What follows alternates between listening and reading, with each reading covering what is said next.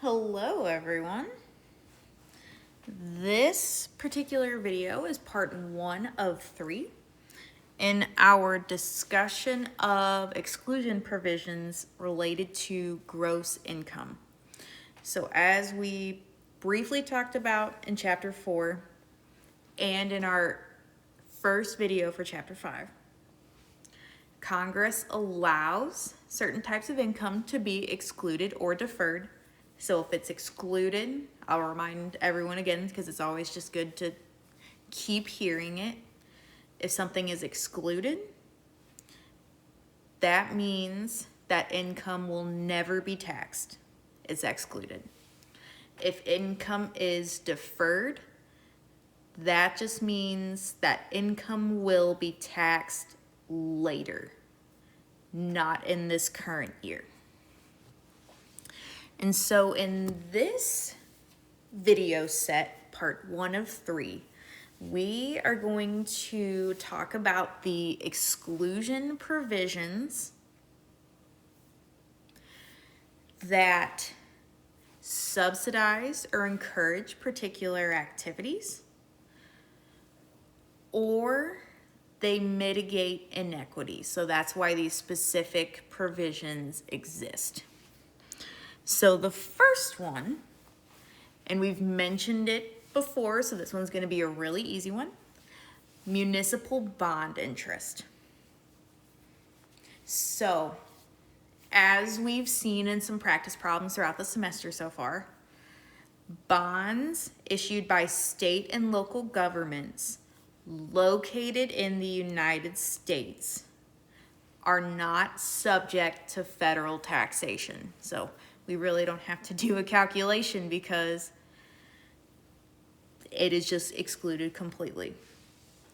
However, it is important to know that this exclusion exists because it is recognized as a subsidy to those state and local governments. So that's why they're not taxed at the federal level.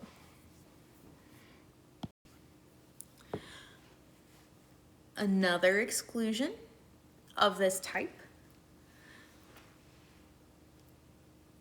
where we're either subsidizing or encouraging particular activities or mitigating inequity, are gains on the sales of personal residences. So if we decide we want to move, we sell our house and we buy another one. So taxpayers may exclude up to, so I'll highlight it because there's a little bit of a threshold here. Taxpayers may exclude up to $250,000 or $500,000 of married filing jointly of the gain on the sale of their principal residence. However, in order to do this, there are some tests that must be satisfied, and that is the ownership and the use test. So the ownership test, the taxpayer must have owned their residence for 2 or more years during the 5-year period ending on the date of the sale. For the use test, the taxpayer must have used the property as their principal residence for 2 or more of the years during the 5-year period ending on the date of the sale. So 2 is a pretty common theme here. And then additionally, you can only have one exclusion related to gain on sale of a personal residence every 2 years. So again, 2 is a common theme here. For married filing joint taxpayers, they're eligible for the full $500,000 exclusion if either spouse meets the ownership test and both spouses meet the use test. And then additionally, if the gain on your sale is larger than the exclusion amount, any excess gain generally qualifies as a long-term capital gain. So if we think about long-term versus short-term, you held on to the asset for less than a year. Long-term is a year or more. So typically, whenever we're owning something like a house, usually we try to own those for longer than a year. Those are pretty big investments. Because then if we can hold it for a longer period of time, and a portion of the gain possibly does have to be taxed, it's better to be taxed at those long-term, the rate for a long-term capital gain, because those are taxed at those preferential rates, so the 0, 15, or 20%. That would be a lot better than getting taxed at our ordinary tax rates, which are what those short-term capital gains are subject to. All right, so let's look at an example to reinforce some of the concepts related to exclusions for gains on sales of personal residences. So we're going to look at each scenario independently in our example. So this year, Leron and Sheena sold their home for $750,000 after all selling costs. How much taxable gain does the home sale generate for Leron and Sheena if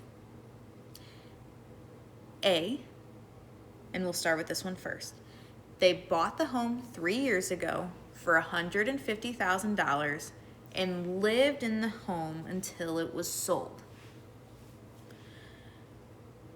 So,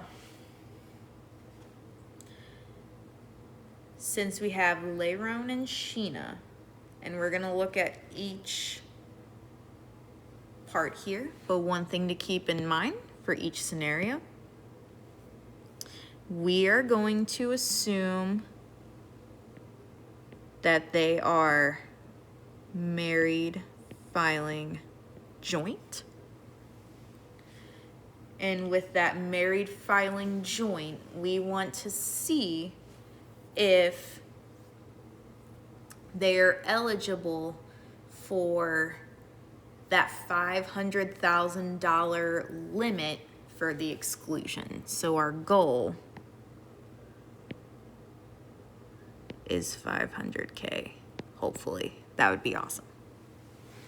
So in our first scenario, they bought the home 3 years ago for $150,000 and they lived in the home until it was sold. So, if we think about our ownership and use tests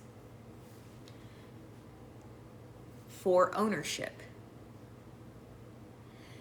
did they own the residence for 2 or more years during the 5-year period ending on the date of the sale?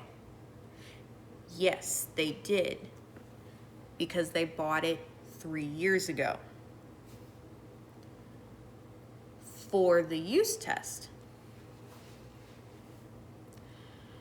did they use the property as their main home for 2 or more years during the 5-year period ending on the date of the sale?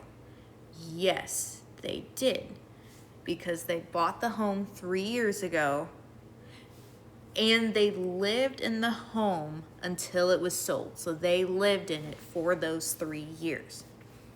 So now that we know those tests are met, we have to look at how much of their gain is taxable. So first, let's calculate what their gain is. So they told us they sold the home for $750,000. So that was the sales price. $750,000. And they bought it for $150,000. So then that means their gain is $600,000. So $600,000 gain. However, thanks to the tax law, and since they satisfied the ownership and use tests,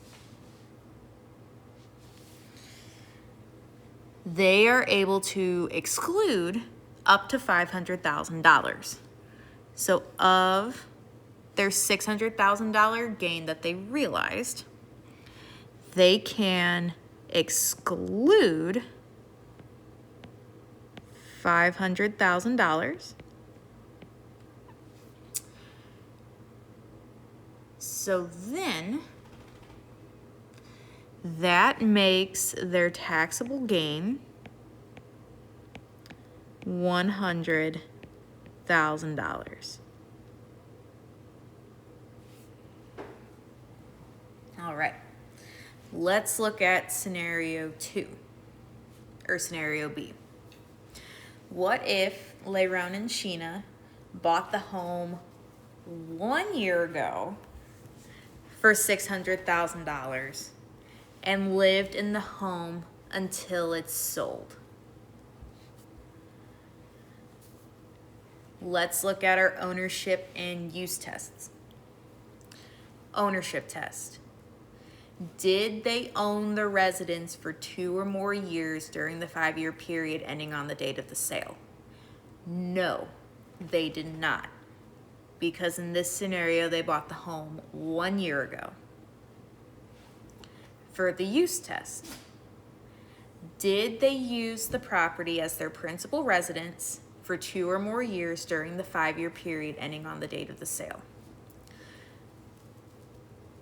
No, they did not, because while they lived in the home until it was sold, they were only there for 1 year, and they needed to be there for at least 2. So, since the ownership and use tests are not satisfied, we have to recognize the entire gain in taxable income. So let's figure out what that gain is. So they sold it for $750,000. They bought the home for $600,000. So then that means their gain that is taxable is $150,000.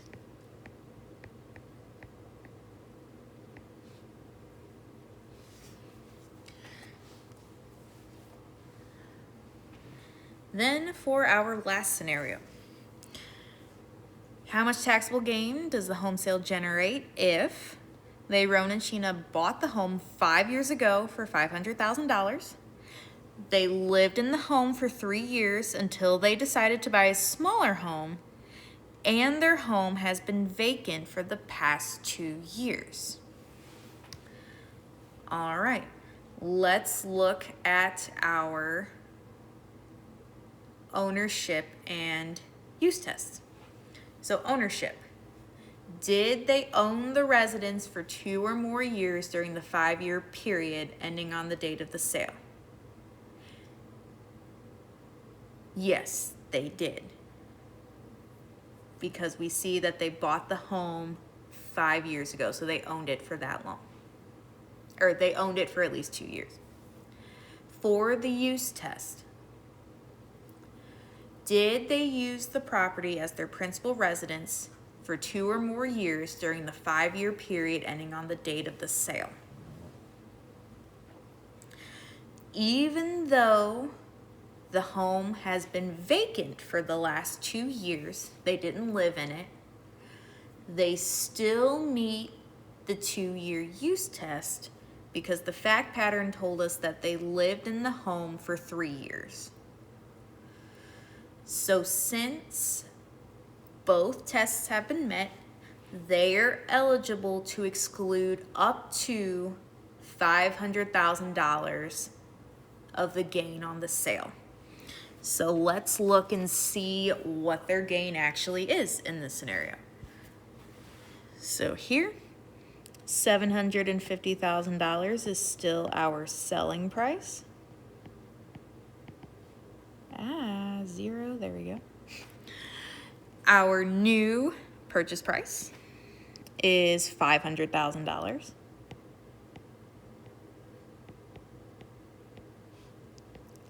So then that means our gain is $250,000.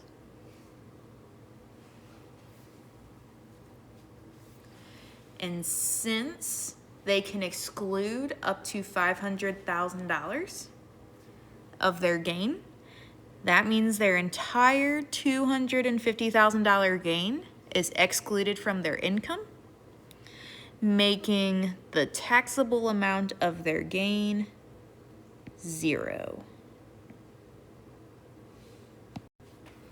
All right, our next exclusion are certain fringe benefits. So there are benefits that employees can receive as part of their compensation for their services. And on the next slide, we're going to talk about certain what are called qualified fringe benefits that are excluded from gross income. And we're going to talk about like all of the stipulations around those exclusions. So qualifying fringe benefits that get to be excluded from an employee's gross income. The first one is medical and dental health insurance coverage. And from the IRS, an employee may exclude from income the cost of medical and insurance coverage and dental health insurance premiums the employer pays on the employee's behalf. So those are excluded. The next one, life insurance coverage.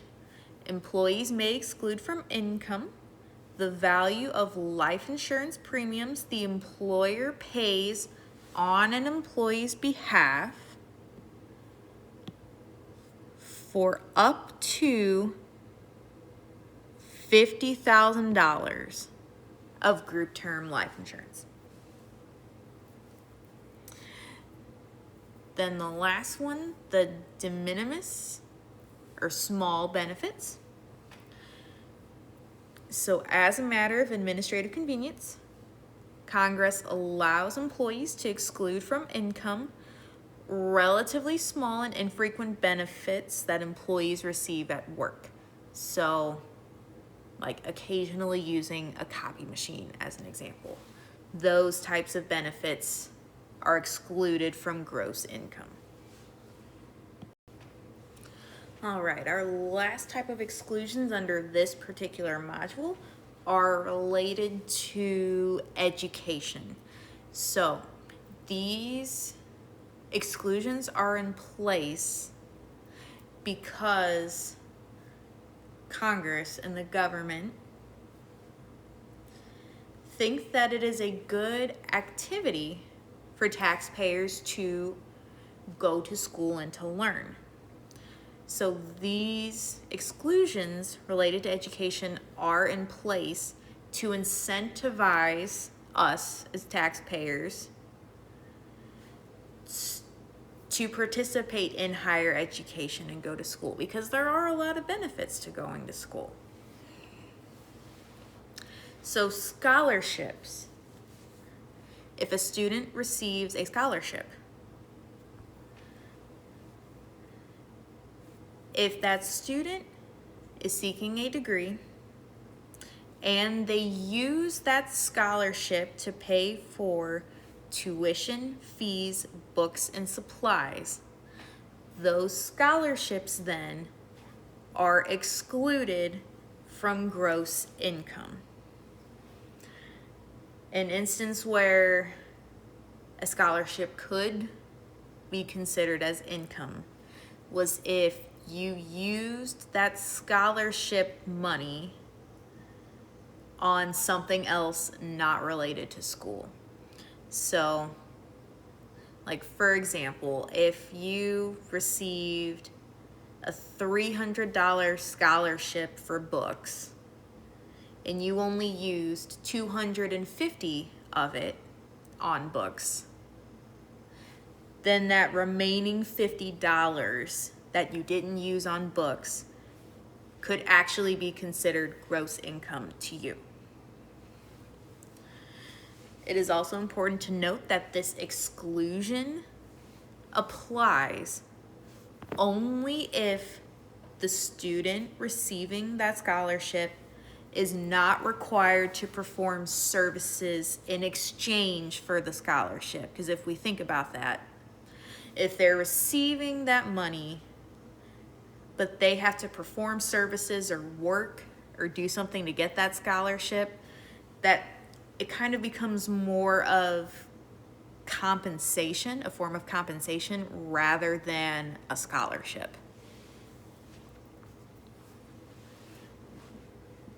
And so with that, because there are certain scholarships for like teaching assistants, there are some limited exceptions for tuition waivers for student employees and teaching and research assistants. But broadly, generally, if you have to work in order to receive that scholarship, it's more likely than not going to be viewed as compensation instead of a scholarship.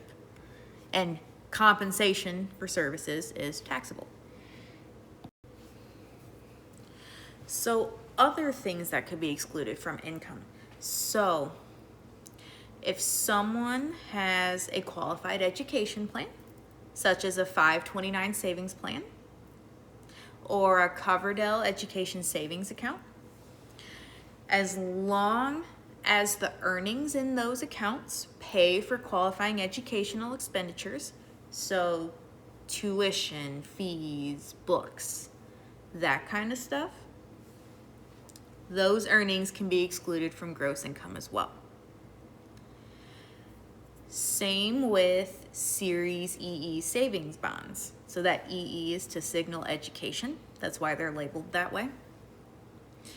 When those bonds are redeemed, again, if those proceeds are used to pay for qualified higher education expenses, so tuition, books, fees, that kind of stuff, taxpayers can elect to exclude the interest from their gross income.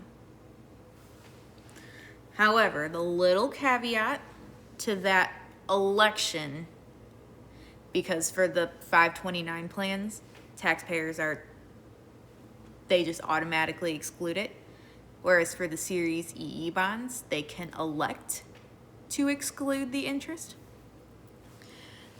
The one little note for the exclusion is that exclusion of interest is restricted to taxpayers with a modified AGI below specific limits. All right, this concludes part 1, and I will see you guys in part 2.